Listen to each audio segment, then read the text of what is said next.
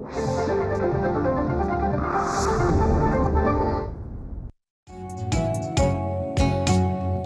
ग्राहक जागो, जागो जागो जागो, झाली नवी पहाट बघा हो. जागो ग्राहक जागो, करताना कुठलीही खरेदी नीट पारखून घ्या हो. जागो. जरी वाटले फसगत झाली सोडून देऊ नका हो. जागो. जाणा आपल्या अधिकारांना, कायद्यातल्या तरतुदींना,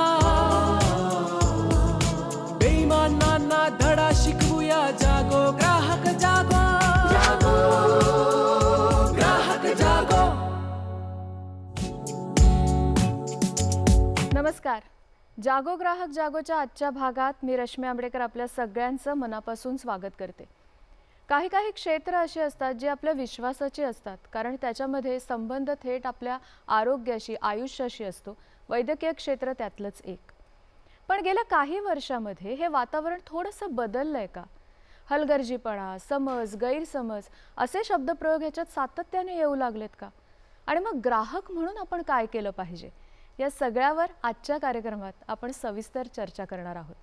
आणि याविषयी मार्गदर्शन करण्यासाठी आज आपण स्टुडिओत आमंत्रित केले ॲडव्होकेट शिरीष देशपांडे आपल्याबरोबर आहेत, कार्याध्यक्ष मुंबई ग्राहक पंचायत. नमस्कार. सर नमस्कार. कार्यक्रमात तुमचं स्वागत करते. आपल्याबरोबर आहेत ॲडव्होकेट पूजा जोशी देशपांडे. मुंबई उच्च न्यायालयामध्ये त्या वकील म्हणून कार्यरत आहेत आणि राज्य ग्राहक आयोगामध्ये सुद्धा त्या प्रॅक्टिस करतात. नमस्कार. तुमचंही कार्यक्रमात स्वागत करते. आणि श्रेया निमोणकर मॅडम आपल्याबरोबर आहेत. त्यांचा अनुभव काय आहे, त्या कोणत्या प्रसंगातून गेल्या, हे सांगण्यासाठी त्या आज स्टुडिओमध्ये आहेत. नमस्कार. तुमचंही कार्यक्रमात स्वागत. चर्चेला सुरुवात करत असताना या अनुभवाबद्दलच आपण सगळ्यात सुरुवातीला बोलतो आणि मग त्याच्या पुढे जाऊन कसं कसं त्याच्यातून मार्ग काढले गेले आणि इथून आपण सर्वव्यापी विचार कसा करायचा आहे, हा आपला आत्तापर्यंतचा आलेख आहे. श्रेयाताई, मला तुम्हाला विचारायचं आहे की काय, कुठल्या प्रसंगातून तुम्ही गेलात, काय तुमचे अनुभव होते, काय झालं होतं नेमकं? एक 11 या 12 वर्षांपूर्वी काहीतरी अनियमित पाळीचा त्रास होता, म्हणून स्त्रीरोग तज्ज्ञांकडे मी उपचारासाठी गेले आणि तिथे कॅन्सरची शक्यता सांगून मला गर्भपिशवी काढण्याचा सल्ला दिला. आणि त्याच्या उपचारादरम्यान माझ्या दोन्ही मूत्रनलिकांना इजा झाली आणि हे झाल्यावर हे माहीत असूनही ही बाब अंधारात ठेवण्यात आली. आणि मग ते कळेपर्यंत आणि त्याच्या पुढचा उपचार घेऊन काय करता येईल हे कळेपर्यंत खूप जास्त उशीर झाल्यामुळे शेवटी हे सरकारी हॉस्पिटलमध्ये युरोलॉजी डिपार्टमेंटमधून त्यांच्या त्या टीमने पूर्ण हे म्हणजे याच्यातून गर्भपिशवीच्या या साध्या सर्जरीपासून ती फार क्रिटिकल सर्जरीकडे गोष्ट गेली आणि ते खूप वाढलं प्रकरण. आणि शेवटी ती सर्जरी मोठ्या प्रमाणावर अजून एक सर्जरी आणि ते सरकारी हॉस्पिटलचा पूर्ण उपचार या इथे जाऊन ते थांबलं. अच्छा. आणि तेव्हा ते लक्षात आलं की ते खूप बिघडली. तोपर्यंत हे मधला जो काळ गेला त्यावेळेस ताबडतोब ते रेक्टिफाय केलं असतं तर कदाचित ह्या पुढच्या गोष्टी घडल्या नसत्या, पण हे कळायलाच उशीर झाला. किती काळ तुम्ही सफर केलं साधारण हे सगळं? हे झालं सर्जरी, त्याच्यानंतर 6 महिने मला कळालंच नाही की काय होतंय. आणि सरकारी हॉस्पिटलमध्ये गेल्यानंतर जेव्हा कळालं तर गर्भपिशवी हा भाग बाजूलाच राहिला.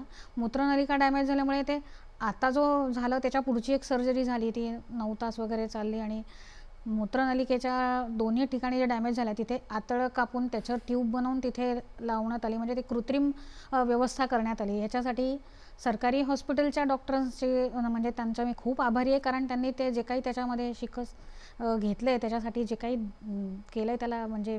आणि आफ्टरऑल माझे मिस्टर की त्यांच्यामुळे मला हा एक सपोर्ट मिळाला, कारण लक्षातच येत नव्हतं नक्की चूक कुठे घडली. आपण अगदी त्यांनी असंच सांगितलं होतं की 2 दिवसात तर तुम्ही कामावर जायला लागाल, इतकं सहज सोपा गर्भपिशवी काढणं, लॅप्रोस्कोपी सर्जरी अशी असते म्हणून. आणि मग हे असं वळण असं कुठे जाऊन थांबलं हे कळालंच नाही.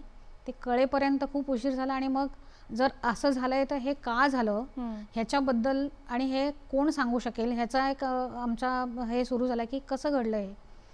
तेव्हा आम्ही त्याच्या चुकी आहे हे त्यांनी कबूल केल्यानंतर आणि हे लक्षात आलं जेव्हा सायन गव्हर्नमेंट हॉस्पिटलला जाऊन, तर मग तिथे हे ह्यालाच करेक्शन करण्यासाठी किंवा हे चूक कुठे झाली आहे हे माहिती करण्यासाठी आणि दाद मागण्यासाठी ह्या अशा घडलेल्या गोष्टींबद्दल दाद मागण्यासाठी काय व्यवस्था आहे हे तिथून आम्ही सुरू केले माहिती काढायला. तेव्हा लक्षात आलं की दाद मागायला भरपूर आहेत पण मार्गदर्शन माहिती नाहीये, म्हणजे माहितीच नाहीये तिथपर्यंत कसं पोहोचायचं. त्यामुळे तो एक पिरियड आम्ही हातात घेऊन त्याच्याबद्दलची थोडं मार्गदर्शन, कोणाचं सहाय्य, कोणी तज्ज्ञ असे जे कोणी माहिती होते ते सगळे आम्ही पर्याय शोधून पाहिले. आधी सगळ्यांशी भेटून त्याच्याबद्दलचं एक ड्राफ्ट आधी घरी तयार करून मग आम्हाला समजलं की कायदेशीर जावं लागणार आहे, आपल्याला हे समजत नाहीये. आणि मग आम्ही म्हणजे ग्राहक मंचाकडे अप्रोच केला. तेव्हा सरांचा तेव्हा त्या काळामध्ये केसच्या बद्दल पेपरला आलं होतं, तेव्हा मग मी त्यांना संपर्क केला आणि मग सरांनी मला ही वाट दाखवली की अशा प्रकारेच ग्राहक मंचाकडे येऊन तक्रार दिल्यानंतर त्याचं निवारण होणार आहे.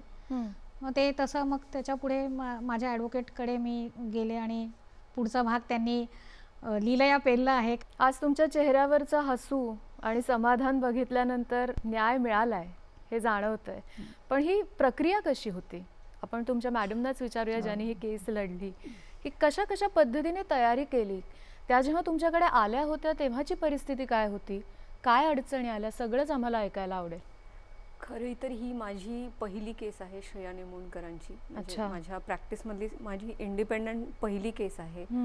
ही केस जेव्हा माझ्याकडे आली तर मी एक त्रयस्थ म्हणून असा विचार केला, याच्यामध्ये खरंच नेग्लिजन्स आहे का? आणि हे आहे, हे मी तर कायदेतज्ञ आहे, कायद्याची बाजूचा अभ्यास मी करू शकते, पण तज्ज्ञांच्या सहाय्याशिवाय मला हे शक्य नाही झाले. जवळपास आम्ही 1.5 वर्ष वेगवेगळ्या तज्ज्ञांना, गायनेकोलॉजिस्ट, वेगळ्या तज्ज्ञांचं आम्ही वेळोवेळी मार्गदर्शन घेतलं. आम्हाला जवळपास 1.5 वर्ष लागले. तयारी आमची केस पेपर गोळा करण्यापासूनची, म्हणजे त्यांच्या ज्या सर्जरी झाल्या त्या हॉस्पिटलमधनं आम्हाला केस पेपर्स रेकॉर्ड मिळायला जवळपास 1.5 वर्ष लागले. आणि आम्हाला म्हणजे हे पण डॉक्टरांच्याच माहितीने आम्हाला कळलं की याच्यामध्ये हा रेकॉर्ड असतो, हा पेशंटला द्यायला पाहिजे, हा रेकॉर्ड महत्त्वाचा असतो. जसं की प्री ऑपरेटिव्ह रेकॉर्ड म्हणतो तो, ऑपरेशनच्या दरम्यान OT नोट्स आहेत का, पोस्ट ऑपरेटिव्ह काय काय काळजी घेण्यात आली, म्हणजे ॲडमिशनपासून ते डिस्चार्जपर्यंत काय काय गोष्टी पेशंटकडे असणं गरजेचं आहे. रुग्ण म्हणून काय अधिकार आहेत, केस पेपर असणं हा खूप महत्त्वाचा अधिकार आहे, ग्राहकांचा अधिकार आहे. आणि म्हणजे तो मिळवण्यासाठी पण आम्हाला खूप झटावं लागलं. म्हणजे इन्शुरन्स पर्पजसाठी जे काही आम्हाला केस पेपर मिळाले त्याच केस पेपरवर आम्ही 10 वर्ष लढत राहिलो. 10 वर्ष नंतर आम्ही बेसिकली माझ्या काही सिनियर्सचं मार्गदर्शन मला मिळालं. नॉर्मली आम्ही जी कायदेशीर नोटीस पाठवतो ती नोटीस आणि वैद्यकीय निष्काळजीपणाच्या बाबतीत जी नोटीस पाठवली जाते त्यामध्ये खूप फरक आहे. या नोटीसमध्ये आपल्याला पूर्ण नोटीस म्हणजे as good as a complaint अशा प्रकारे ती नोटीस ड्राफ्ट करावी लागते. आणि ती नोटीस पाठवल्यानंतर बेसिकली तो नोटीस पाठवण्याचा उद्देश असा आहे की समोरच्या बाजूनी जर नोटीसमध्येच मान्य केलं तर मग रुग्णांचा पुढचा जो प्रवास आहे तो टळेल. या दृष्टीने आम्ही त्यात तयारी केली, नोटीस ड्राफ्ट केली आणि नंतर मग आम्ही कन्झ्युमर कोर्टामध्ये कंप्लेंट फाईल केली. आणि त्यानंतर बेसिकली ग्राहक म्हणून आम्हाला एक्सपर्ट ओपिनियन मिळण्यासाठी पण खूप कष्ट घ्यावे लागले. नॉर्मली डॉक्टरांसाठी डॉक्टर उभे राहतात, पण रुग्णांसाठी ओपिनियन देण्यासाठी न्यायालयामध्ये म्हणजे तो पण एक खडतर प्रवासच आहे आमच्यासाठी. आणि त्याच्याशिवाय आमची केस ॲडमिट होऊ शकणार नाही. म्हणजे नॉर्मली होतात ॲडमिट केसेस, पण त्यासाठी तुम्हाला टेक्स्टबुक रेफरन्स द्यावा लागतो. तो रेफरन्स सुद्धा तुम्हाला तज्ज्ञांच्याच मार्गदर्शनाने मिळतो. संपूर्ण केस समजून घेणं आणि ती योग्य पद्धतीने मांडणं. 10 वर्ष आम्हाला औरंगाबादचे काही डॉक्टर आहेत, नांदेडचे काही आहेत, मुंबई ग्राहक पंचायतमधल्याच डॉक्टर अर्चना सबनीस आहेत, त्यांचंही आम्हाला खूप मार्गदर्शन मिळालं. आणि अशा प्रकारे आम्ही केसची तयारी केली आणि मग कन्झ्युमर कोर्टात आम्ही केस फाईल केली. सुरुवातीला आम्ही फक्त ग्राहक म्हणून आम्हाला ट्रीटिंग डॉक्टर एवढंच नॉलेज होतं की ज्यांच्याकडे आम्ही गेलो ट्रीटमेंटसाठी, पण आम्हाला हे माहितीच नव्हतं की सर्जरी कोणी केली आहे. ही बाब आम्हाला कधी लक्षात आली जेव्हा आम्ही सरकारी रुग्णालयात आमची त्या पेशंटची जेव्हा सर्जरी झाली, डिस्चार्ज झाला, त्यानंतर आमच्या लक्षात आलं की याच्यामध्ये 2 डॉक्टर होते, कन्सल्टंट आणि ट्रीटिंग डॉक्टर. म्हणजे आमची पूर्ण केस आम्ही कन्सेंट फॉर्मवर लढली. अच्छा. जो कन्सेंट फॉर्म पेशंटला देण्यात येतो तर तो पूर्ण प्रिंटेड ब्लँकेट कन्सेंट फॉर्म होता. आणि पूर्ण आम्ही ग्राहक न्यायालयामध्ये फक्त कन्सेंटवर आमची केस आम्ही आर्ग्यू केली की कन्सेंट इन्फॉर्म्ड कसा असला पाहिजे, रिअल कन्सेंट म्हणजे एक्झॅक्टली काय असतं, की फक्त तुम्ही रुग्णांकडनं सही घेणार ट्रीटमेंटसाठी. कन्सेंट म्हणजे न्यायालय तसं नाही म्हणत. अच्छा. कन्सेंटसाठी तुम्हाला बेसिकली पेशंटला ट्रीटमेंट काय आहे, प्रोटोकॉल्स काय आहेत, जर सर्जरी होणार असेल तर सर्जरीचे हे काय आहेत कॉन्सिक्वेन्सेस, किंवा त्याचे काय बेनिफिट्स आहेत, किंवा जर सर्जरी अवॉइड करू शकत असेल तर वेगळे ऑल्टरनेटिव्ह ट्रीटमेंट ऑप्शन्स काय अवेलेबल आहेत, याला इन्फॉर्म्ड कन्सेंट असं म्हणतात. हे सगळं सांगायला हवं. हे सगळं डॉक्टरांनी कन्सेंट घेण्याच्या आधी सांगायला हवं. आणि त्यानंतर मग ॲनेस्थेसिस रेकॉर्ड आहे का सर्जरीच्या आधी, जे प्री ऑपरेटिव्ह प्रोटोकॉल आपण जे म्हणतो तो आहे का, हा सगळा ॲक्च्युली ह्या सगळ्या गोष्टी पेशंटला समजून सांगणे आणि त्याप्रमाणे तुमचे कागदपत्र पूर्ण असणे. ओटी नोट्समध्ये तुम्ही काय काय स्टेप्स फॉलो केल्या, ह्या सगळ्या गोष्टी या पेपरवरती आल्या पाहिजेत. आणि ह्यानंतर जेव्हा patient post operative care, surgery झाल्यानंतर कन्सल्टंट निघून जातो, तिथे नसते, त्याची जबाबदारी पेशंटला डिस्चार्ज होईपर्यंत असते. ह्या सगळ्या गोष्टींचं मार्गदर्शन आम्हाला केसच्या दरम्यान तज्ज्ञांच्या द्वारे मिळत गेलं. आणि असा प्रवास आमचा चालू राहिला. आणि नंतर आम्ही कन्सल्टंट डॉक्टरला पण पार्टी म्हणून ऍड केलं. आम्हाला त्यासाठी राष्ट्रीय आयोगात जावं लागलं. ओहो. आणि तो 2 वर्षाचा प्रवास वेगळा. आणि नंतर मग राष्ट्रीय आयोगाने पुन्हा इकडे राज्य आयोगाकडे परत पाठवले. आणि मग ही केस हळू पुढे गेली. डॉक्टरकडे ज्या गेलो त्यांनी आम्हाला हे सांगितलंच नाही की त्यांना येत नाही किंवा त्या करणार नाही सर्जरी, बाहेरून दुसरा डॉक्टर येणार आहे. हा पेपरवर कुठेच नव्हतं. आणि हे मलाही माहीत नव्हतं की ऑपरेशन झाल्यानंतर मला कळालं की जिथे मी जाते उपचारासाठी त्यांनी तर मला हात लावलाच नाही आहे, मला ते दुसऱ्याच डॉक्टरांनी ट्रीटमेंट दिली आणि ते पेपरवर नाही आहे. त्यामुळे हे सगळं सिद्ध करणं आणि हे त्याच्यासाठीचं काय पर्याय येतील की ते सगळं पेपरवर येणं, ह्याच्यासाठी अतिशय म्हणजे खूप श्रम घ्यावे लागले. 10 वर्ष ह्याच्यावरूनच अंदाज येतो की काय लेवलला ह्या सगळ्या गोष्टीसाठी तुम्ही मेहनत घेतली असेल.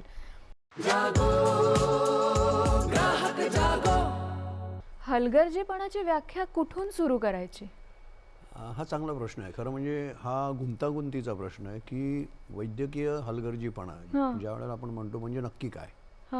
बऱ्याच वेळेला असं रुग्णांना देखील वाटतं की बाबा डॉक्टरनी काही ट्रीटमेंट दिली, उपचार केला आणि उपचार साध्य झाला नाही आणि रुग्ण दगावला किंवा रुग्णाला काही इजा झाली की लगेच रुग्णाला किंवा त्याच्या नातेवाईकांना वाटतं हा डॉक्टरचा हलगर्जीपणा आहे.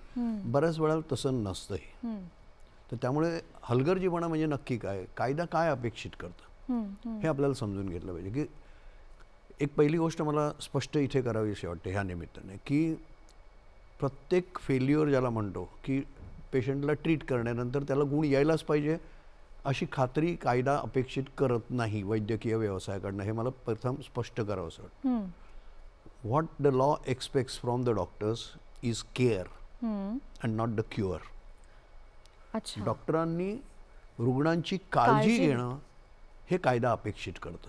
बरोबर. की त्याला बरं करणं ह्याची गॅरंटी कोणीच देऊ शकत नाही. कारण वैद्यकीय शास्त्र हे आपल्याला माहिती आहे की it is a imperfect science. प्रत्येक रुग्णाची प्रकृती वेगळी असू शकते, त्याप्रमाणे तो कसा रिस्पॉन्ड होणार हे वेगवेगळ्या ह्याच्यातनं असू शकतं. त्यामुळे कायदा अपेक्षित काय करतं, कायदा अपेक्षित करतं की जेव्हा आपण डॉक्टरकडे जातो त्यावेळेला त्याने रुग्णाची योग्य ती काळजी घेणं, रिझनेबल डिग्री ऑफ केअर असं आम्ही म्हणतो. अच्छा. योग्य ती काळजी घेणं हे डॉक्टरचं कर्तव्य.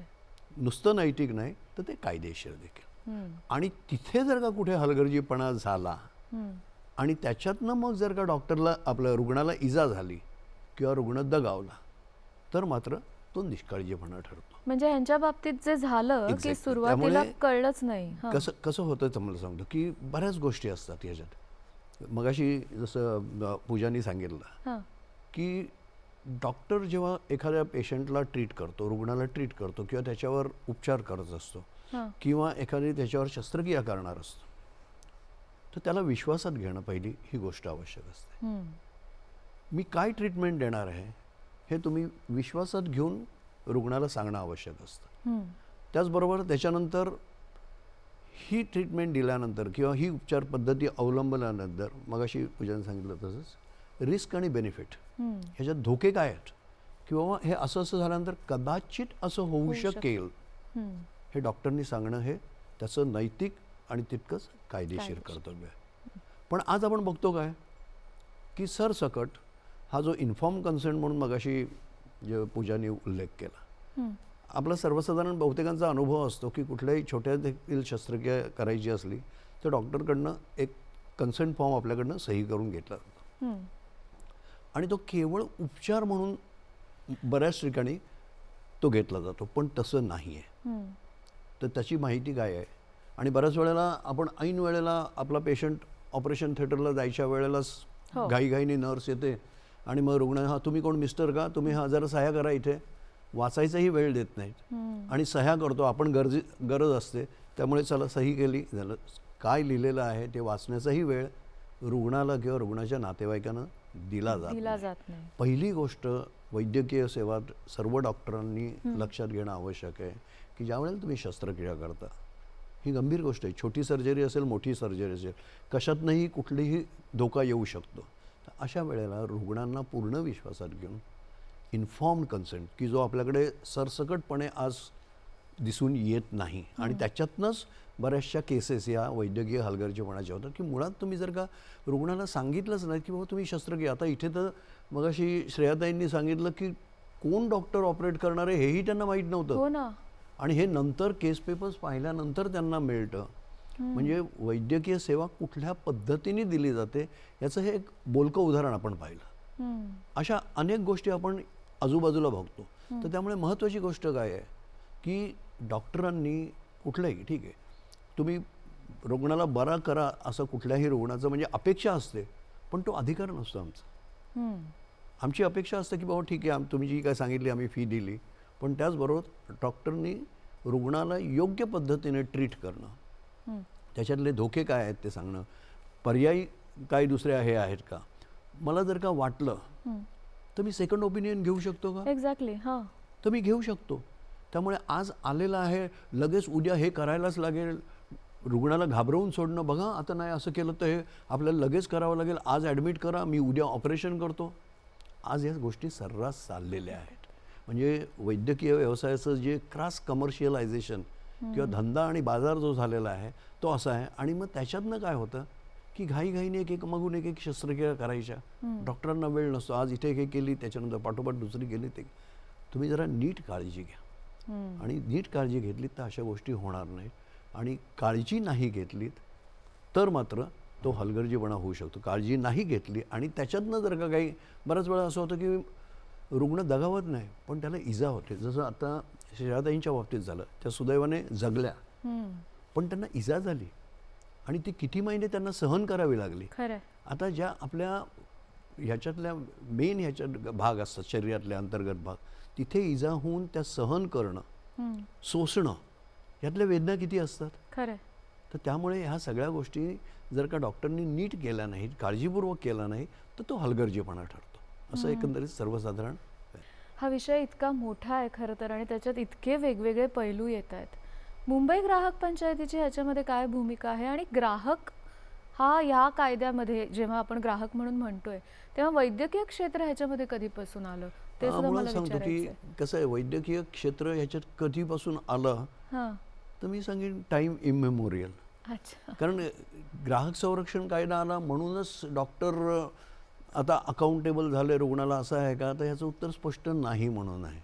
हो, कारण कसं आहे की आपल्याकडे दिवाणी कायदेही आहेत आणि फौजदारी कायदे आहेत, सिव्हिल लॉज आहेत आणि क्रिमिनल लॉज आहेत. ह्या दोन्ही कायद्यांमध्ये पूर्वी देखील डॉक्टरच्या निष्काळजीपणाला उत्तरं होती आणि रुग्ण, बाधित रुग्ण किंवा त्याचे वारस हे दिवाणी न्यायालयात जाऊन देखील डॉक्टरच्या हलगर्जीपणाविरुद्ध केस करू शकत होते. क्रिमिनल केस देखील करू शकतात जर का रॅश आणि निग्लिजंट जर का ट्रीटमेंट दिली असेल, अत्यंत ज्याला आपण ग्रॉस निग्लिजन्स म्हणतो, आणि अशा ह्याच्यातनं जर का केले असेल तर त्याच्यावर इंडियन पिनल कोड खाली देखील होमिसाईड असं होऊ शकतं. तर त्यामुळे क्रिमिनल होऊ शकतं, दिवाणी होऊ शकतं. त्याचबरोबर मेडिकल काउन्सिल आहे. आता मेडिकल काउन्सिल हा ह्या वैद्यक व्यवसायाचं नियमन करणारा नियामक आणि त्यांचे एथिक्स असतात. त्या एथिकल व्हॅल्यूजना धक्का लागला तर त्याच्याविरुद्ध डिसिप्लिनरी ॲक्शन होऊ शकते डॉक्टर विरुद्ध, आणि डॉक्टरचं लायसन्स काही काळापुरतं किंवा कायमचं देखील depending on the gravity of the issue हे रद्द होऊ शकतं. तर त्यामुळे मुळात ग्राहक संरक्षण कायदा 86ला आला, डिसेंबर 86ला 1986ला. त्याच्या आधीपासून डॉक्टरची अकाउंटेबिलिटी होती, पण त्याच्यानंतरच गडबड का झाली ग्राहक संरक्षण कायदा आल्यानंतर? कारण पूर्वी दिवाणी न्यायालयात जाऊन दाद मागण्यासाठी रुग्ण फारसे उत्सुक नसायचे, कारण ती दिवाणी न्यायालयाची प्रक्रियाच खूप कॉम्प्लिकेटेड, गुंतागुंतीची, त्याला खूप वेळ लागणार आणि त्याला खूप खर्च येणार. त्यामुळे कुठलाही रुग्ण किंवा त्याचे वारसदार जर का रुग्ण दगावला असेल तर सहसा दिवाणी न्यायालयात जाऊन डॉक्टरांविरुद्ध दाद मागायची नाही. अच्छा. ग्राहक संरक्षण कायद्याने काय केलं? ग्राहक संरक्षण कायद्याने ग्राहकांना सहज सोप्या पद्धतीने न्याय मिळेल कुठल्याही बाबतीत. त्याच्यावर ग्राहक म्हणून कुठेही अन्याय झाला असेल तर त्याला सहज न्याय मिळण्यासाठी ग्राहक न्यायालय निर्माण केली, आणि ह्याच्यात वैद्यकीय सेवा देखील आल्या. आता तो वाद निर्माण कसा झाला हेही सांगतो थोडक्यात. की ग्राहक संरक्षण कायद्यात असं म्हटलं होतं, सेवा म्हणून त्याची व्याख्या दिली होती, आणि त्याच्यात सेवामध्ये बँकिंग, इन्शुरन्स, ट्रान्सपोर्ट, त्याच्यानंतर मनोरंजन, अशा या सगळ्या वेगवेगळ्या सेवा ज्या आपण ग्राहक नेहमी घेत असतो त्याचा उल्लेख होता, आणि काही सेवा वगळल्या कुठल्या जातील त्याचा उल्लेख होता. पण गंमत म्हणजे ह्या अंतर्भूत असलेल्या सेवांमध्ये वैद्यकीय सेवेचा स्पष्ट उल्लेख नव्हता. अच्छा. आणि वगळलेल्या सेवांमध्येही त्यांचा उल्लेख नव्हता. म्हणजे ज्याला आपण ग्रे एरिया म्हणतो, की मग डॉक्टर म्हणतात आम्ही कुठे, आमचा अंतर्भूत कुठे, एक्झॅक्टली, आणि आम्ही म्हणतो तुम्हाला वगळलोय कुठे, असा तो वाद होता. आणि शेवटी हा वाद ऑब्व्हियसली दरमजल करत शेवटी सर्वोच्च न्यायालयाकडे गेला. मुंबई ग्राहक पंचायतीने, मला एक सांगायला आनंद वाटतो आणि अभिमान वाटतो, ग्राहक संरक्षण कायदा आल्यानंतर लगेच त्याचा अभ्यास करून वैद्यकीय सेवा ह्या ग्राहक संरक्षण कायद्यात अंतर्भूत आहेत ही भूमिका सुरुवातीपासून घेतली होती. त्याच्यानंतर वैद्यकीय संघटना आणि मुंबई ग्राहक पंचायत यांचे बरेचसे जाहीर चर्चा, वाद वगैरे झाले, आणि त्यावेळेला आम्ही सतत त्यांना सांगत होतो की थोडंसं आमचं ऐका, की तुम्ही याच्यात अंतर्भूत आहात, त्याच्यात वेळ घालवू नका, तुम्ही तुमच्या सेवा कशा सुधारता येतील हे जरा बघा. पण त्यांनी ऐकलं नाही, आणि एकामागून एक अपिलामागून अपील करत शेवटी हा वाद जिथे जायचा तिथे तो गेला सर्वोच्च न्यायालय. आणि सर्वोच्च न्यायालयाने शेवटी आम्ही जे सांगत होतो डे 1 पासून तेच सांगितलं की वैद्यकीय सेवा या ग्राहक संरक्षण कायद्यामध्ये अंतर्भूत आहेत. आता हे झाल्यामुळे ऑब्व्हियसली असे जे बाधित ग्राहक होते श्रेया निमोणकरांसारखे, की त्यांना हा एक व्यासपीठ मिळालं ग्राहक न्यायालयांचं, की इथे आम्ही दिवाणी न्यायालयापेक्षा सहजतेने आमची बाजू मांडू शकतो. अर्थात हे जरी असलं तरी एक गोष्ट मगाशी पूजाने सांगितली तेही तितकंच खरं आहे, की ग्राहक न्यायालयातील बाकीच्या केसेस लढणं आणि वैद्यकीय हलगर्जीपणाच्या केसेस लढणं याच्यात फरक आहे. कारण वैद्यकीय सायन्सच मुळात ॲबस्ट्रॅक्ट असल्यामुळे वैद्यकीय हलगर्जीपणा झाला की नाही हे मी इथे सहजपणे सांगू शकेल, की बाबा हो काळजी घेतली नाही वगैरे, रिझनेबल डिग्री ऑफ केअर आणि स्किल जर का डॉक्टरनी दाखवलं नाही, किंवा डॉक्टरनी एखाद्या ह्याच्यात कसं कायदा आणि कसं एक म्हणतो की कुठल्याही प्राप्त परिस्थितीमध्ये एक निकष असतो आम्ही हलगर्जीपणाचा, तो सांगतो की त्या परिस्थितीमुळे कुठलाही सर्वसामान्य बुद्धीचा डॉक्टर कसा वागेल, आणि हा डॉक्टर ज्याच्याविरुद्ध आरोप आहे तो कसा वागलाय. अच्छा.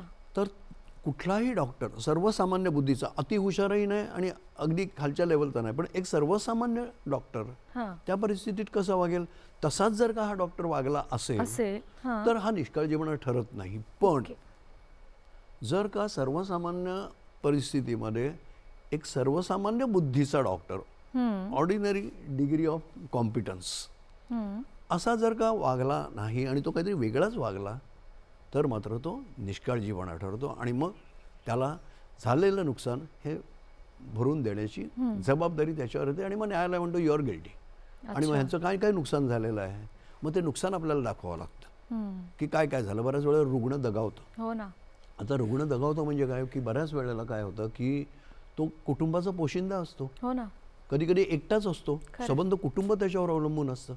मग काय होणार. कधी कधी आम्ही अशा केसेस हँडल केलेल्या आहेत की नवजात अर्भक स्त्रिया डिलिव्हरीनंतर जन्म देतात पण त्याच्यानंतर ब्लिडिंग होतं आणि स्त्री दगावते. त्या नुकत्याच जन्मलेल्या मुलीला आई म्हणून काय आहे हे कधी मिळणारच नाही बघायला, हे लक्षात घ्या. आणि याच्यात असे ग्रॉस हलगर्जीपणा झालेले आहेत. कसं आहे की बाबा जी पेशंट येते, प्रेग्नंट लेडी आहे, डिलिव्हरी आहे, तिचा ब्लड ग्रुप तुम्ही आधीच घेतलेला असतो आणि तुम्हाला माहिती असतं की हा रक्तगट दुर्मिळ आहे. पहिली सिझेरियन झालेली आहे, दुसरी डिलिव्हरी होणार आहे, ब्लिडिंग होणारच. मग अशा वेळेला दुर्मिळ रक्तगट त्यावेळेला उपलब्ध करून ठेवणं ही डॉक्टरचं कर्तव्य ठरतं. ते केलं नाहीत आणि मग अशा वेळेला ब्लिडिंग झालं आणि त्याच्यातनं रुग्ण दगावला तर मग हा निष्काळजीपणा नाही तर काय. खरं. अशा केसेस ह्या होत असतात. आणि म्हणून कायदा म्हणतो की तुम्ही रिझनेबल डिग्री ऑफ केअर, संबंध काळजी घ्या. क्युअर नाही, गॅरंटी कोणी मागत नाही की ह्याला बरंच करा हेच करा असं नाही. पण तुमच्या हातनं रुग्ण दगावणं ही गंभीर गोष्ट आहे. आणि ती जर का तुम्ही केलेल्या कृतीमुळे किंवा कधी कधी न केलेल्या कृतीमुळे, काही गोष्टी तुम्हाला कराव्या लागतात आणि काही गोष्टी तुम्हाला करायच्या नसतात.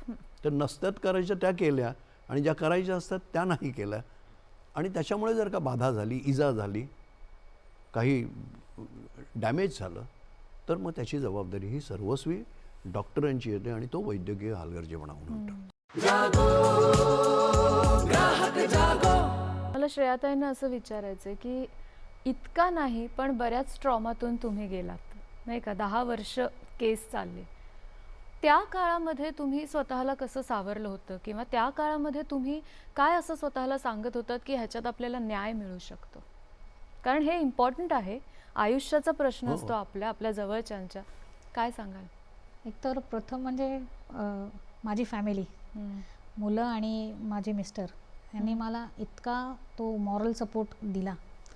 आणि काय म्हणतो त्याला, मला एक असं मेसेज आला की माझं इथे काही शक्यच नाही आहे म्हणजे मला दाद मिळणं. तर मला हे एक प्रश्न होता की व्हेंटिलेटरवरून परत आली आहे, एवढं सगळं डॉक्युमेंटची एवढे फाईल जमली आहे आणि मी स्वतः उभी आहे, म्हणजे न्याय तर मिळेल ना. आपण तर काही मग चूक कुठे झाली, मी झाली कुठे नक्की चूक हे समजायला त्या यांनी म्हणजे मी पूर्ण डिप्रेशनमध्ये असून हे कसं झालं ह्याने मला तो एक माझ्या घरच्या सपोर्टनेच अर्थात हे शक्य झालं की कुठे झालं हे बघायचं असेल तर आपल्याला शोधावं लागणार आहे आणि शोधण्यासाठी बाहेर पडावं लागणार आहे आणि बाहेर पडण्यासाठी उभं राहावं लागणार आहे. ते उभं राहण्याची जी ऊर्जा मिळाली ना ती घरून आणि माझ्या मिस्टरांच्या सपोर्टने मिळाली. म्हणजे त्यांनी नोकरीवरती सुद्धा पाणी सोडून पूर्णपणे माझ्यावरती फोकस करून ह्या सगळ्यासाठीचा काय पर्याय मिळू शकतो म्हणजे तेव्हा आम्हाला ह्यांच्याबरोबर जोडल्यानंतर मेडिकल काउन्सिल आहे हे कळालं. आणि आपल्याला आपला किती खर्च झालाय त्याच्याप्रमाणे त्याचं काहीतरी कोर्ट असतं, ते डिस्ट्रिक्ट आणि काय असतं त्याची पण माहिती नव्हती. ते इथून कळालं कारण आम्हाला आधी आमचा किती खर्च झालाय, आम्ही ह्याच्यात कुठे कुठे हे केले आणि त्याचे बिलं जमवणं म्हणजे हे सगळं किती महत्त्वाचं आहे हे आम्हाला तेव्हा लक्षात आलं. म्हणजे त्या डॉक्टरांनी जर फक्त विश्वासात घेतलं काहीतरी होऊ शकतं, माणूस आहे, डॉक्टर आहे, तो आधी माणूस आहे, चूक होऊ शकते, पण त्यांनी जर हे विश्वासात घेतलं तर हे दोघांचाही मनस्ताप तिथेच थांबला असता, हा कमी झाला असता हा स्पॅम. पण ते झालं नाही. पण शेवटी हा एवढा मोठा लढा देत राहावा लागला आणि पेपर असून सुद्धा सगळ्या गोष्टी असून सुद्धा खूप स्ट्रगल करावं लागलं. पण तुम्ही एक उदाहरण आहात आता सगळ्यांसाठी नाही का की जर आयुष्य परत मिळालंय तर ते शांत बसून तसंच नाही घालवायचं, त्याचा उपयोग सगळ्यांसाठी कसा होईल हे खूप छान उदाहरण तुमच्यामुळे आज सगळ्यांना इथे बघायला मिळतं. कारण आपलं झालं ते रिपीट होऊ नये याच्यासाठी एक आमची हे झाली होती की मी आणि पूजा आम्ही ते की अरे आपलं झालं अशा, आपण स्वतःला काय म्हणतो सुशिक्षित, पण आपणच फसलो. तर असे किती जण आहेत जे ह्याच्यातून जात आहे. तर आपण एक अवेअरनेससाठी काय करता येईल म्हणून आम्ही, की कोणी असेल तर फोन केला जरी तरी आम्ही त्यांना ती माहिती देतो की आपला हक्क आहे. इंटरनल आतमधले जे पेपर आहेत ते मिळण्याचा आपला हक्क हे आम्हाला माहीत नव्हतं. हे आपल्याला मागायला हवेत आणि ते मागितल्यावर आपल्याला गेल्याच पाहिजे हे आम्हाला माहीत नव्हतं. नाही मिळणार म्हटलं तर आम्ही शांत बसतो. हा पर्याय असतो. हे कायद्याने जेव्हा गेलो तेव्हा कळालं की अरे असं पण आहे. त्यांनी हक्कांचा आता उल्लेख केला तर मला पुढे तुम्हाला विचारायचं आहे की या केसच्या दरम्यान तुम्हाला सुद्धा खूप डिटेल कळलं असेल की रुग्णांचे हक्क काय काय असतात. या केस दरम्यान मला वर्जून इथे सांगावंसं वाटतं की माझे जे सिनियर ॲडव्होकेट भरत जोशी, ॲडव्होकेट श्रीकृष्ण गणबावले आणि अभिजित जोशी यांचं वेळोवेळी मार्गदर्शन मिळालं मला. जसं की रुग्णांच्या बाबतीत म्हणजे डॉक्टरांच्या बाबतीत जी प्रश्नावली तयार करण्यात येते, पुरावे गोळा करणे, म्हणजे जरी रुग्णांचे हक्क असले तरी म्हणजे तिथे सुद्धा आम्हाला स्ट्रगल करावा लागला की समोरून आम्हाला आमच्या केसमध्ये जवळपास 5 ते 6 डॉक्टरांचे एक्सपर्ट म्हणून ओपिनियन सादर करण्यात आली शपथपत्रावर. मग त्याला प्रत्युत्तर देणं आणि त्यासाठी पण आम्हाला म्हणजे बेसिकली पुन्हा तज्ज्ञांची मदत घ्यावी लागली. रुग्णांचे हक्काचं म्हणत असाल तर केस पेपर मिळवणे आणि मला काय ट्रीटमेंट मिळती आहे हे जाणून घेणे हे सुद्धा रुग्णांचे हक्क आहेत. जसं की कर्तव्य, आपल्याला जो आजार झालेला आहे तो व्यवस्थितपणे डॉक्टरांना सांगणे, त्यांनी जे ट्रीटमेंट दिलेली आहे ती ट्रीटमेंट फॉलो करणे ही सुद्धा रुग्णांची कर्तव्य आहेत. अशा बऱ्याच गोष्टी मला केसच्या दरम्यान लक्षात आल्या. आणि ग्राहक न्यायालय सोडून जसं सरांनी सांगितलं, महाराष्ट्र मेडिकल काउन्सिलमध्ये पण आम्ही कंप्लेंट फाईल केली. तिथे जी त्यांनी बाजू मांडली समोरच्यांनी आणि ग्राहक न्यायालयात टोटली कॉन्ट्राडिक्शन होतं. आणि ते सगळे पुरावे आम्ही ग्राहक न्यायालयात सादर केले आणि त्याचा आम्हाला फायदा झाला. आणि तिथे त्यांनी ॲक्सिडेंट असं ॲडमिट केलं आणि ग्राहक न्यायालयामध्ये त्यांनी की आमच्याकडनं काही निष्काळजीपणा झालाच नाही असा डिफेन्स घेतला. पण आम्ही जेव्हा RTIच्या अंडर सगळ्या तिकडच्या प्रोसिडिंग्स ग्राहक न्यायालयात फाईल केल्या तिथे म्हणजे आमची केस स्ट्रॉंग झाली. अशा प्रकारे आम्ही म्हणजे गव्हर्नमेंट हॉस्पिटलचं पण ओपिनियन घेतलं. तिथे सुद्धा आम्हाला बेसिकली ओपिनियन मध्ये क्लिष्टता होती. तिथेही आम्हाला तिथेच जर ओपिनियन मिळालं असतं की निष्काळजीपणा आहे का नाहीये तर कदाचित आम्हाला सपोर्ट झाला असता आणि एवढा डिले झाला नसता कदाचित, नाही का.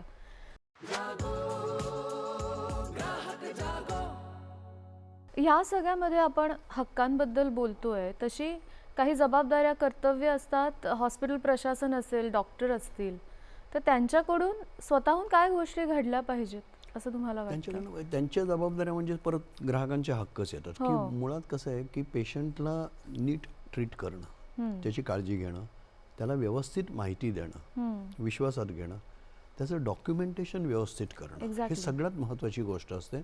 आणि बऱ्याच वेळेला अनुभव असा येतो की असं काही म्हणजे घटना घडली की काहीतरी समथिंग हॅज गॉन रॉंग की मग त्यांना कळतं की आता अंगावर येणार आहे. अशा वेळेला हे केस पेपर्स मॅन्युप्युलेट केले जातात, छेडछाड केली जाते त्या कागदपत्रांच्यात. कारण ते कागदपत्र म्हणजे उदाहरणार्थ की तुम्ही रुग्णाला ऑपरेशन थिएटरमध्ये केव्हा आणलात, ॲनेस्थेशिया केव्हा दिलं, सर्जरी केव्हा चालू झाली, तुम्ही क्लोजर केव्हा सुरू केलं. बऱ्याच वेळेला ह्या टाईम फॅक्टर्सवरनं तुम्हाला डॉक्टरनी व्यवस्थित काळजी घेतलेली आहे की नाही स्टेप बाय स्टेप हे कळू शकतं. आणि डॉक्टरनी ते केस पेपर्समध्ये नोंद करणं आवश्यक असतं. आणि हे जर का चांगले डॉक्टर्स जे असतात ते व्यवस्थित करतात आणि किंबहुना तेच कागदपत्र त्यांना देखील वाचवू शकतात. अशा वेळेत जर का त्यांनी दाखवलं की बाबा हे असे असे कागदपत्र आहेत, बघा मी सगळी आवश्यक ती काळजी घेतलेली आहे, आता पुढचं वरच्यावर अवलंबून आहे. तर त्यामुळे अशा वेळेला डॉक्टर देखील अशा याच्यानं निर्दोष सुटू शकतात. त्यामुळे डॉक्टरांनी रुग्णांचीच काळजी घ्यायची असं नाही, स्वतःची देखील काळजी आणि स्वतःचा इंटरेस्ट प्रोटेक्ट करण्यासाठी देखील हे केस पेपर्स जे मेंटेनन्स ऑफ द रेकॉर्ड्स आणि केस पेपर्स आहे हे अत्यंत महत्त्वाचं आहे असं मी सांगेन. आणि त्यामुळे in both interest, patients interest आणि डॉक्टर्स इंटरेस्ट, केस पेपर्स प्रामाणिक नोंदी करा, नंतर छेडछाड करू नका. आणि मगाशी पूजानी म्हटलं तसं रुग्णांना केस पेपर्स मिळणं हा त्यांचा हक्क आहे. पण बऱ्याच वेळेला डॉक्टर्स आणि हॉस्पिटल्स सहजपणे तुम्ही जर का केस पेपर्स मागितलेत तर देत नाहीत, कारण त्यांना माहिती असतं की हे केस पेपर्स घेऊन आता हे उद्या ग्राहक न्यायालयात जातील.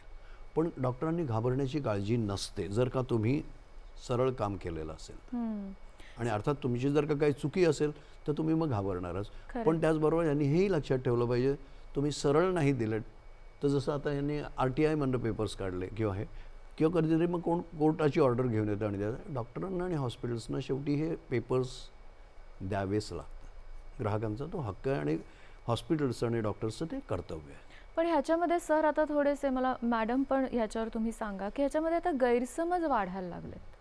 ते रुग्णांच्या बाजूने सुद्धा आहेत, ते डॉक्टरांच्या बाजूने सुद्धा रुग्णांच्या आहेत. बाजूने गैरसमज आहेत हेही मी सांगतो. कारण बऱ्याच वेळेला आपण पेपरातनं पण अशा घटना येतात की काहीतरी झालं, रुग्णाचा अचानक मृत्यू झाला, मग रुग्णाचे सगळे नातेवाईक येतात, डॉक्टरवर हल्ला करतात, हॉस्पिटलची मोडतोड करतात वगैरे होतं. आता हा मुद्दा तुम्ही खूप महत्त्वाचा मुद्दा उपस्थित केला आहे. याच्यात होतं काय सांगतो की अशा वेळेला हॉस्पिटलमधनं रुग्णाचा मृत्यू झाला आहे तर जनरली अशा वेळेला डॉक्टर्स रुग्णाच्या नातेवाईकांना विश्वासात घेऊन नक्की काय झालं आहे हे सांगण्याचं टाळतात. आणि ही जी कम्युनिकेशन गॅप असते दॅट क्रिएट्स द प्रॉब्लेम. त्यामुळे मग लगेच हे लोक निष्कर्षावर जातात की नाही डॉक्टरने काहीतरी गोंधळ घातला आणि मग मोडतो. तर त्यामुळे डॉक्टर्सकडे हे करेज पण पाहिजे आणि सिस्टीम म्हणून पण त्यांनी एक ठरवलं पाहिजे की ठीक आहे अशा गोष्टी होतात की रुग्ण कधी कधी दगावू शकतो. तो कशामुळे दगावला आहे, काय दगावला हे जर का रुग्णाच्या नातेवाईकांना बोलवून व्यवस्थित जर का सांगितलं तर बराचसा गैरसमज टळला जातो. किंवा आधी सुद्धा कल्पना आलेली असते ना त्या आधी सुद्धा हे, त्या पण बऱ्याच रुग्णाच्या. वेळेला काय होतं की डॉक्टर्स हे लपवतात आणि मग त्यामुळे गोंधळ होतो. आता त्याचबरोबर डॉक्टरांनी असंही करणं आवश्यक आहे की सगळ्यांना जर का विश्वासात घेतलं, कम्युनिकेशन प्रॉपर ठेवलं, म्हणजे पहिलं कन्सेंटपासूनच येतं. बरोबर. की डॉक्टर कन्सेंटसाठी वेळच नसतो त्यांना. मग ते तुम्ही नर्सवर काम सोपवता, प्रॉब्लेम्स तिकडनं सुरू होतात आणि मग शेवटी डेथची न्यूज असते. जनरली कसं आहे वाईट न्यूज कोण द्यायला कोणी नसतो. त्यामुळे चांगलं झालं की हां मग डॉक्टर हसत येऊन सांगलं झालं सगळं छान, मग डॉक्टर तुम्ही देवात, मग आम्ही पण सगळे हात जोडतो आणि जातो. पण जेव्हा दुर्दैवी घटना घडते त्यावेळेला हे डॉक्टरांचं तितकंच कर्तव्य असतं की येऊन त्यांना कन्सोल करणं, ते कसं कम्युनिकेट करणं हे हॉस्पिटल्सनी आणि डॉक्टर्सनी शिकण्याची गरज आहे. नाहीतर गैरसमज होतात आणि मग त्याच्यातनं उद्रेक होतो. खरं. बऱ्याच वेळेला हे आपण उद्रेकाच्या ज्या गोष्टी बघतो किंवा तोडफोडीच्या गोष्टी बघतो ह्या अनफॉर्च्युनेट आहेत आणि अशा होऊ नयेत. ग्राहकांनी पण त्या करू नयेत. पण त्या का होतात? Lack of communication. तुम्ही रुग्णांना विश्वासात घेत नाही, त्यांच्या नातेवाईकांना विश्वासात घेत नाही, घाबरता. पण सांगा ना जर का तुमची चूक नसेल तर काय झालंय नक्की आणि अशा ह्याच्यात दगावू शकतो. आणि हे जर का तुम्ही आधीच जर का सांगू शकला असतात कन्सेंट घ्यायच्या वेळेलाच तर मानसिक तयारी असते. बऱ्याच वेळेला काय असतं आपल्याला माहिती असतं की पेशंट खरोखरच क्रिटिकल असतो, त्याचे जगण्याचे चान्सेसही कमी असतात. पण ह्याची पूर्वकल्पना जर का दिली असते तर तुमची मानसिक स्थिती तशी असते, त्यामुळे तुमचा उद्रेक होऊ शकत नाही. बरोबर.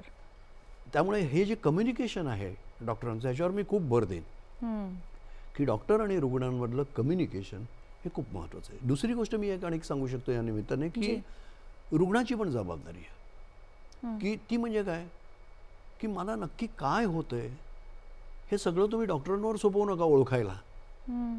तुम्ही सांगा ना तुमची पास्ट हिस्ट्री जी काय असेल ही डॉक्टरला कशी कळणार तुम्ही सांगितल्याशिवाय. बरोबर. तर त्यामुळे डॉक्टर नंतर तो ठरवू शकेल की बाबा याच्यावर उपचार काय द्यायचा ते. पण तुम्हाला काय होते, तुमच्या फॅमिलीची बॅकग्राऊंड काय आहे हे सगळं सांगणं हे देखील रुग्णाची जबाबदारी आहे. त्यामुळे रुग्णाची पण काही जबाबदारी आहे की माहिती पूर्ण शेअर करणं. जितकी जास्ती माहिती मग डॉक्टर ठरवेल ही आवश्यक आहे का अनावश्यक आहे, पण यू शेअर दॅट इन्फॉर्मेशन. बरोबर. ते केल्यानंतर मग डॉक्टरकडे अरे याची ही हिस्ट्री आहे, कदाचित काही गोष्टींची आपल्याला ॲलर्जी पण असते तुम्हाला माहिती, पण आपण ते सांगतच नाही. या गोष्टी पहिल्या सांगणं हे रुग्णाची गरज आहे. बरोबर. दोन्हीकडनं कम्युनिकेशन झालं तर बरेच प्रॉब्लेम बेसिक लेवललाच सुटण्याची शक्यता आहे. या सगळ्यामध्ये आता अनफॉर्च्युनेटली जर रुग्ण दगावला तर भरपाई वगैरे या सगळ्या गोष्टी फार नंतर येतात. पण निमोणकर मॅडम तुम्हाला याची भरपाई काय मिळाली होती किंवा कशा पद्धतीने न्याय झाला होता? मला भरपाई आम्ही डिमांड केली होती, जो काही खर्च आला आणि हे जो काही आम्ही पुटअप केला होता त्याच्याप्रमाणे नाही मिळाला, पण जो मिळाला दोन्ही डॉक्टरांना मिळून 28 लाख भरपाईचा आदेश काढला होता. आणि ती ऑर्डर पण जे जजमेंट आलं आहे ते पण खूप व्यवस्थित आणि सामान्य. आमचं तेच म्हणणं होतं की भरपाई काय मिळालं ते नुकसान तर भरून येणारं नाही आहे जे झालं आहे ते, पण निदान ते असं मिळावं की मला पुढच्या ट्रीटमेंटसाठी सर्वायवलसाठी त्या गोष्टीचा उपयोग व्हावा.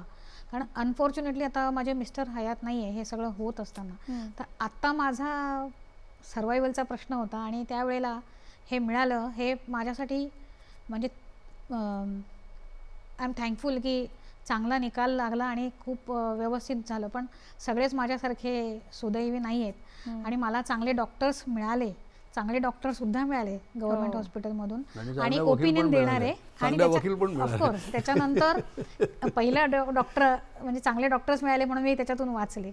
चांगले डॉक्टर्स मिळाले ज्यांनी ओपिनियन दिलं आणि त्याच्यानंतर चांगले वकील आणि चांगले तो मंच हा एक खूप मोठा आधार झाला त्याचा. त्याच्यामुळे मला वाटतं ह्या कार्यक्रमाचं उद्दिष्टच हे आहे की जर आपल्यावर अन्याय होत असेल आणि त्याची योग्य दाद मागितली तर न्याय मिळू शकतो, ही पॉझिटिव्हिटीच आपल्याला द्यायची आहे ह्या कार्यक्रमातून, नाही का?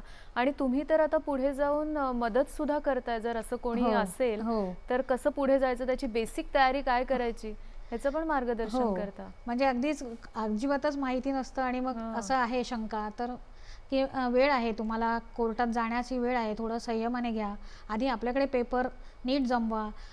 पेजिनेशन नावाची जी गोष्ट यांच्याकडून कळाली, मी अगदी थकून गेले होते त्या पेजिनेशनने की प्रत्येक पेजला नंबर असावा सो दॅट ती गोष्ट लूज होऊ नये. हे असं जो पर्टिक्युलर गोष्टी ह्यांच्याकडून शिकले त्या निदान पुढे थोडं त्या पुढचे ते कुठे जिथे कुठे अप्रोच करतील ना वकिलाला त्यांचं ते एक डोक्याला ताप तो कमी करू शकतील.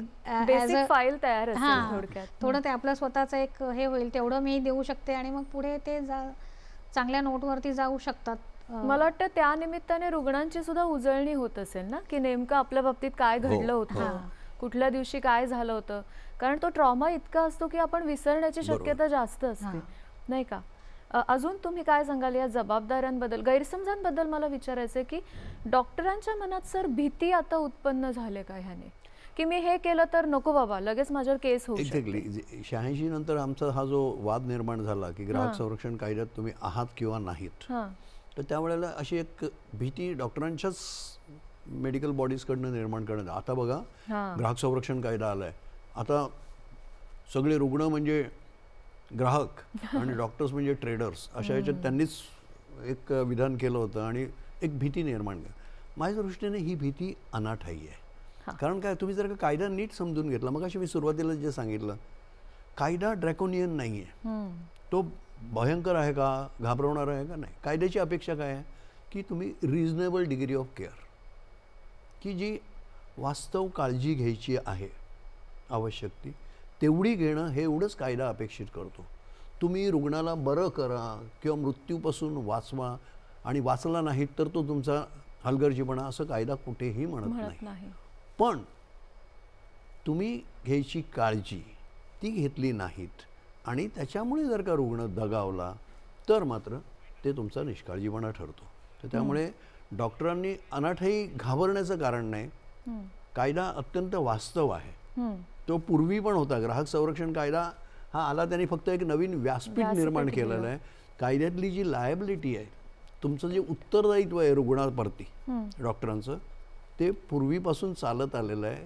ग्राहक संरक्षण कायद्याने फक्त एक ग्राहक न्यायालयांच्या तर्फे एक नवीन व्यासपीठ निर्माण केलं की जे व्यासपीठ थोडंसं सोपं सुटसुटीत, कमी खर्चाचं, कमी वेळात अशा पद्धतीने आहे. पण त्यामुळे इथे गैरसमज होण्याची गरज नाही आहे. डॉक्टरांनी मनातनं ते काढून टाकावे.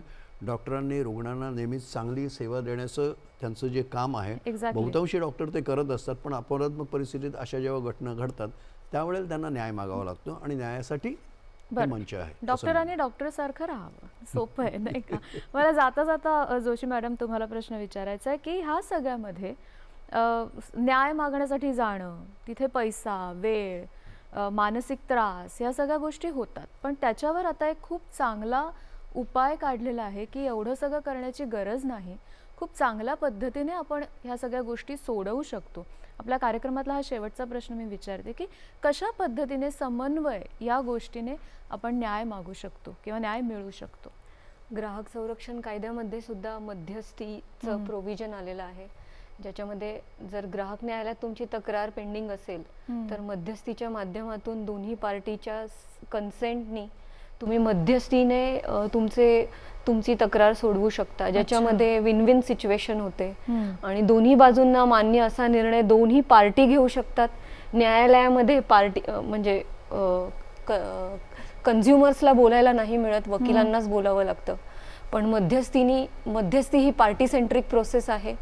मध्यस्थीच्या माध्यमातून मध्यस्थी तिथे तुम्हाला तुमची केस रिझॉल्व्ह करण्यासाठी असतात. नवीन ग्राहक संरक्षण कायद्यामध्ये सुद्धा ते प्रोव्हिजन आहे आणि आता मीडिएशन बिल सुद्धा राज्यसभेत आलेलं आहे. आणि त्या दरम्यानच आम्ही मुंबई ग्राहक पंचायतीने समेटची स्थापना केली आहे. ओके, त्याबद्दल सर नक्कीच थोडंसं सांगतील. आणि समेटचे मी प्रबंधक आहे. आणि आमच्याकडे ज्या तक्रारी येतात त्या आम्ही ॲमिकेबली रिझॉल्व्ह करण्याचं मार्गदर्शन देतो ग्राहकांना.